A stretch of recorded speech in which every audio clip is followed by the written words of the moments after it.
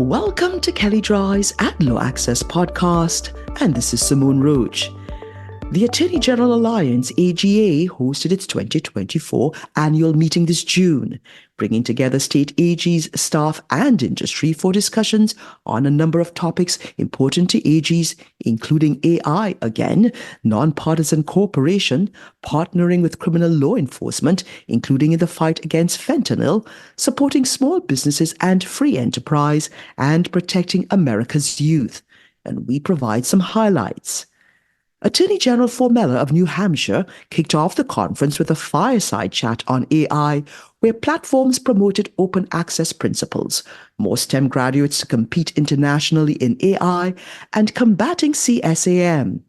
Panelists discussed how just because an AI service is built on the same model does not mean that it works in the same way. South Carolina Attorney General Wilson followed up with a panel on the ethics of using AI as attorneys, where panelists noted that it may actually be a violation of ethical obligations to underutilize AI. Arizona Attorney General Mayorkas led another fireside chat touching on AI, asking his panelists about responsible AI and whether AI regulation will actually solve problems in the space. Kansas Attorney General Kobach led a discussion regarding preemption, noting that it cuts both ways politically. While conservatives may view preemption as positive because unified federal norms make regulation easier for businesses, he noted progressives want preemption in areas such as immigration.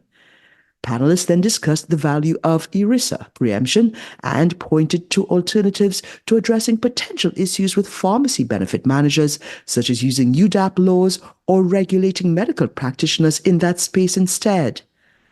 Attorney General Ken Paxton of Texas spoke with small business owners in different industries and a professor to learn how tech platforms may both help and harm businesses. Small businesses noted that review platforms and targeted advertising have made positive impacts on their businesses by providing access and feedback on customers' needs, while the professor countered that big tech also carries some additional downsides. General Paxton elaborated on the risks to small businesses, including a constantly changing dynamic environment, government taxes, and a lack of bailouts. Members of the conference applauded Oregon Attorney General Rosenblum as she commemorates her last year as Attorney General. She led a panel related to her National Association of Attorneys General initiative on America's youth. General Rosenblum began her panel noting that she believed her initiative was something all AGs could come together on: the health, well-being, and success of young people. The panel focused on preventing computer-generated CSAM and sexploitation of children, then turned to the effectiveness of COPA and promoting safety by design. Panelists remarked that even a tracking cookie question where you can't find the no button may be a dark pattern, especially when it comes to children online. Others noted that privacy torts can be used creatively, as the New Mexico AG's office did to bring lawsuits affecting children's privacy.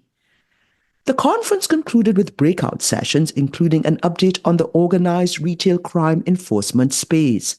There we learned about new legislation, including amendments to state inform laws and the creation of new task forces from our own psinger. Other panelists provided updates on the new scams criminals are using to evade detection, including sophisticated skimmer rings. So stay tuned as the National Association of Attorneys General Presidential Initiative Conference will take place in early September to focus more on AGs protecting America's youth. And if you'd like more information on what you've heard on this topic, please contact either Psinger, Abigail Stempson, or Beth Chun, and you can find their contact details in the show notes. And also, please see our Advertising and Privacy Law Resource Center available at KelleyDrye.com.